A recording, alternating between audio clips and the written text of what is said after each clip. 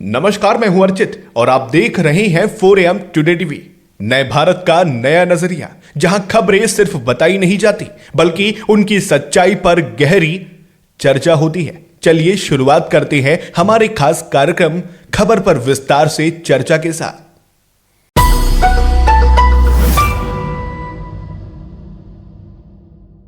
आप देख रहे हैं हमारा खास कार्यक्रम खबर पर विस्तार से चर्चा।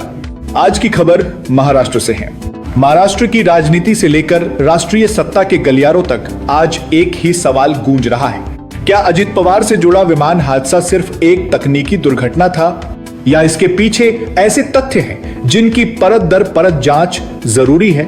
चश्मदीदों के बयान सामने आ चुके हैं। देश के वरिष्ठ राजनीतिक नेता उच्च स्तरीय जांच की मांग कर रहे हैं और सुप्रीम कोर्ट की निगरानी तक की बात कही जा रही है। यह सिर्फ एक हादसे की कहानी नहीं, यह भरोसे, पारदर्शिता और सत्ता से जुड़े बड़े सवालों की पड़ताल है।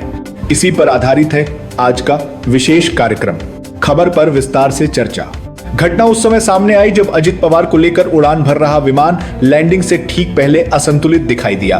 प्रत्यक्षदर्शियों के अनुसार हवा में झटका महसूस हुआ, जमीन से टकराते ही जोरदार आवाज हुई, आग भड़क उठी और कुछ ही क्षणों में कई तेज धमाकों जैसी ध्वनियां सुनाई दी। स्थानीय प्रशासन और राहत दल तुरंत सक्रिय हुए। घायलों को नजदीकी अस्पतालों तक पहुंचाया गया। पूरे क्षेत्र को सुरक्षा घेरे में लिया गया। इसी दौरान यह सूचना भी आई कि पायलट कैप्टन शांभवी, जो एक अनुभवी एविएटर मानी जाती थी, इस दुर्घटना में गंभीर रूप से प्रभावित हुई और किसी को बचाया नहीं जा सका। तकनीकी एजेंसियों ने विमान के मलबे को सुरक्षित किया, उड़ान से जुड़े उपकरण जब्त किए गए और डेटा रिकॉर्डिंग सिस्टम की जांच शुरू कर दी गई। इधर राजनीतिक हलकों में प्रतिक्रियाएं तेज होने लगी। राजस्थान कांग्रेस के प्रदेश अध्यक्ष गोविंद सिंह डोटासरा ने पारदर्शी जांच की बात कही। मैं समझता हूं कि इन सब हादसों की बड़े लेवल पे जांच होनी चाहिए और इनकी सत्यता सामने आनी चाहिए कि किस तरीके के हादसे क्यों हुए। आज तक न विपिन रावत जी का आया है, न जो है वो विजय रूपाणी जी के विमान हादसे का कोई सच आया है। तो मैं प्रधानमंत्री जी से और गृह मंत्री जी से डिमांड करूंगा कि ये जो हादसे हो रहे हैं ये क्यों हो रहे हैं और इनकी रोकथाम कैसे होगी, इनमें सत्यता क्या है, वो देश की जनता के सामने। पहले दिनों विरोध। इसी बीच कांग्रेस अध्यक्ष मल्लिकार्जुन खड़गे ने भी कहा कि पूरे घटनाक्रम की गहराई से पड़ताल होनी चाहिए। ये बड़ी दुखद घटना है। ये हम सभी को आघात कर दिया है। एक जांच तो होना चाहिए क्योंकि ऐसा एक्सीडेंट हुआ है जो अननेचुरल है। भाई एयर सेफ्टी को लेकर बहुत कंसर्न है, सब लोग जानते हैं। अब क्या है, मोरर लेस सभी लीडर्स बोलिए या अर्जेंट काम के लिए सभी लोग जाते हैं और इवन दूसरे कॉर्पोरेट वाले भी जाते हैं, लेकिन ऐसा हर जगह होना। एक तरफ तो बड़े बड़े जहाज भी, अहमदाबाद के भी बहुत बड़ा एक्सीडेंट। ये तो जो प्लेन था, छोटा प्लेन, वहाँ पर ऐसा हुआ क्यों, इसकी जांच तो होना ही चाहिए। We'll also demand। Thank you. सबसे तीखा बयान पश्चिम बंगाल की मुख्यमंत्री ममता बनर्जी की ओर से आया। उन्होंने कहा कि इस हादसे को केवल दुर्घटना मानकर छोड़ देना ठीक नहीं होगा और इसकी निगरानी सर्वोच्च न्यायिक स्तर पर होनी चाहिए।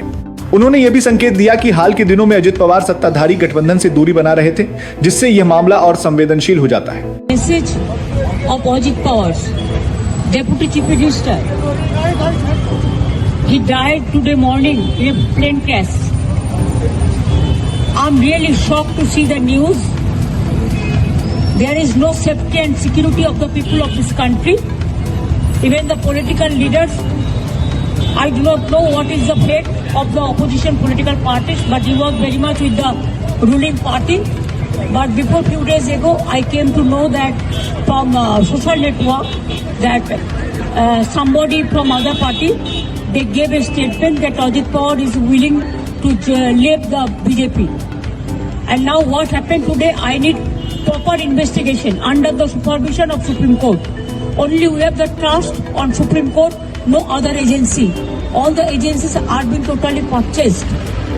and really it's a great loss for the country. Maybe he's from the opposition, now he's from the opposition, but tomorrow he's supposed to join the original force of their party. My condolences to the family, Maharashtrian people. Jammu Kashmir के मुख्यमंत्री उमर अब्दुल्ला ने भी इस मांग का समर्थन करते हुए पारदर्शी और तकनीकी जांच पर जोर दिया। इसी बीच दिल्ली की मुख्यमंत्री रेखा गुप्ता जी ने कहा कि यह हादसा बेहद दुखद है। सभी जांच एजेंसियां अपना काम कर रही हैं और पूरी तरीके से इसकी तह तक जाने का काम चल रहा है। सरकार का पूरा सहयोग उनके साथ है। अनफॉर्चुनेट है ये हादसा और सभी एजेंसीज अपना काम कर रही हैं और पूरी तरीके से इसकी तह तक जाने का उनका काम चल रहा है। और हम खुद अस्पताल गए, जो भी इंजर्ड लोग थे मेरा उनसे मिलना भी हुआ, उनके परिवारों को कोई दिक्कत ना आए और सरकार का पूरा सहयोग उनके साथ है, पूरी संवेदनाएं भी। यह मामला इसलिए अहम है क्योंकि अजित पवार महाराष्ट्र की सत्ता व्यवस्था का एक बड़ा चेहरा रहे हैं। उनसे जुड़ा हर घटनाक्रम राज्य की राजनीति, गठबंधन समीकरण और राष्ट्रीय स्तर पर असर डालता है। महाराष्ट्र के मुख्यमंत्री देवेंद्र फडणवीस ने खुद कैमरे पर आकर इस पूरी घटना की जानकारी सभी के साथ साझा की। महाराष्ट्र के उप मुख्यमंत्री और जमीन से जुड़े हुए जननेता श्रीमान अजित दादा पवार, इनका एक विमान के एक्सीडेंट में बहुत ही दुखद निधन हुआ है। इसकी वार्ता आने के बाद समूचे महाराष्ट्र में बहुत ही दुख का वातावरण तैयार हुआ है। हम सभी के लिए इस प्रकार के जननेता को खोना एक अपरिमित इस प्रकार की हानि है। व्यक्तिगत मेरे लिए वो एक बहुत ही दमदार और दिलदार इस प्रकार के मित्र थे और हम दोनों ने साथ में काफी संघर्ष का काल भी देखा है और अब दृढ़ता के साथ महाराष्ट्र के विकास में जब वो योगदान दे रहे थे और एक बहुत लंबी पारी वो खेलेंगे, ऐसी परिस्थिति थी। ऐसे समय उनका निकल जाना, मैं ऐसा मानता हूं कि इसके लिए हमारे पास कोई शब्द भी नहीं है और उनके परिवार पर और उनका जो बृहद परिवार है राष्ट्रवादी कांग्रेस पार्टी, उसके पदाधिकारी कार्यकर्ताओं पर ये जो दुख आया है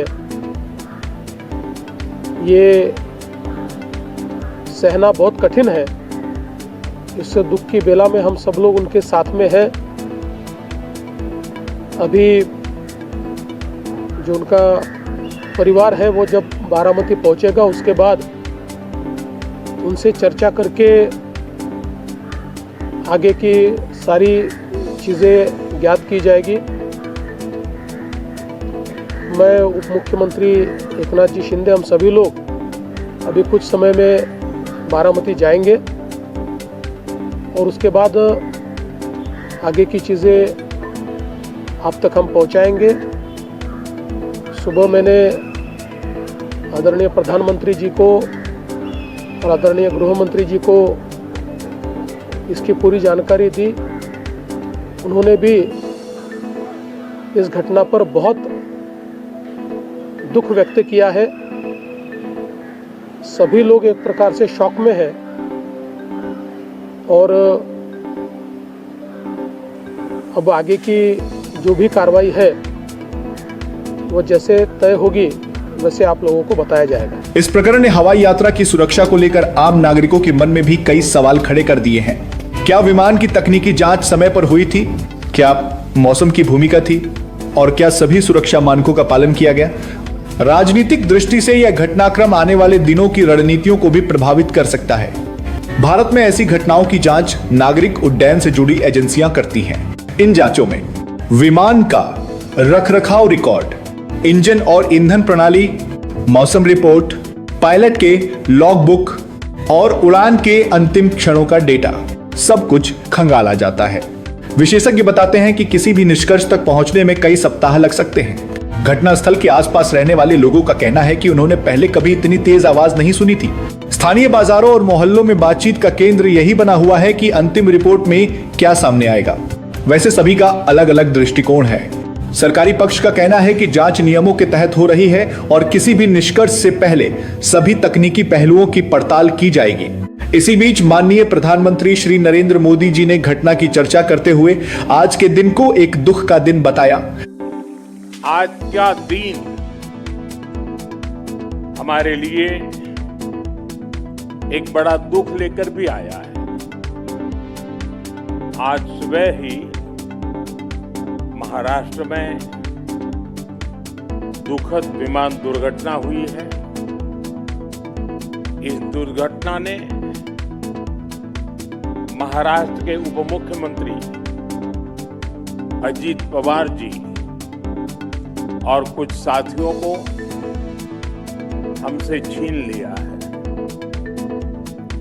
अजीत दादा ने महाराष्ट्र और देश के विकास में अपना बड़ा योगदान दिया है। विशेष रूप से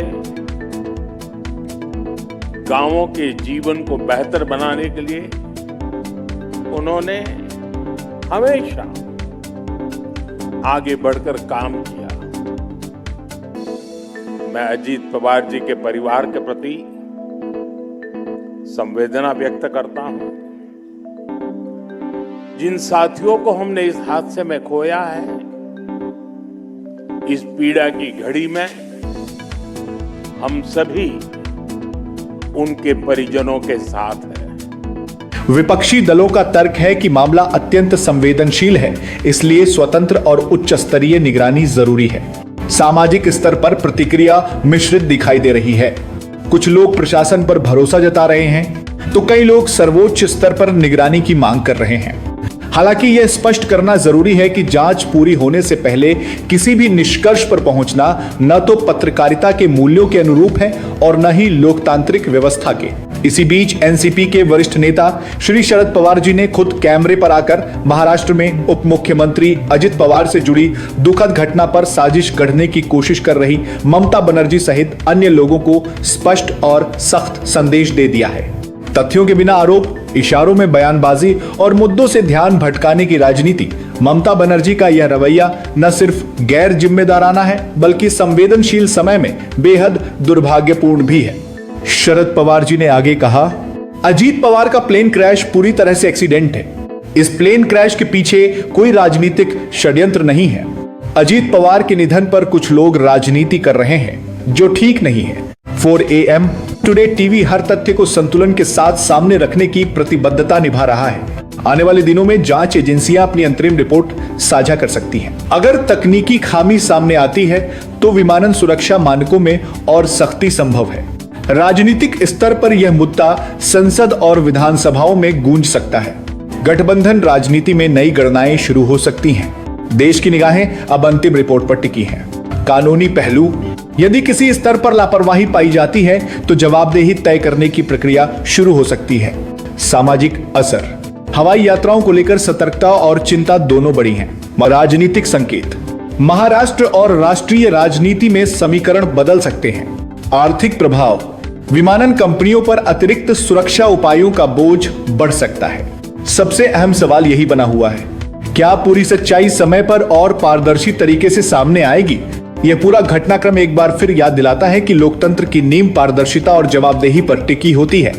जांच एजेंसियों पर बड़ी जिम्मेदारी है। राजनीतिक बयान लगातार सामने आ रहे हैं और देश अंतिम रिपोर्ट का इंतजार कर रहा है।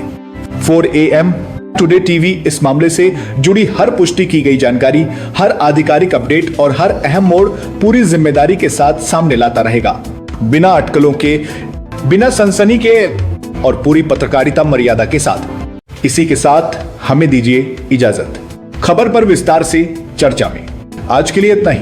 कल फिर मिलते हैं किसी बड़ी खबर के साथ। हमारे खास कार्यक्रम खबर पर विस्तार से चर्चा। वीडियो को लाइक करें, ज्यादा से ज्यादा शेयर करें और ऐसी ही बेबाक, निष्पक्ष, सच्ची, भरोसेमंद और जमीन से जुड़ी खबरों में लगातार बने रहने के लिए हमारे चैनल और पेज www.4amtv.in को सब्सक्राइब करें। बहुत बहुत धन्यवाद।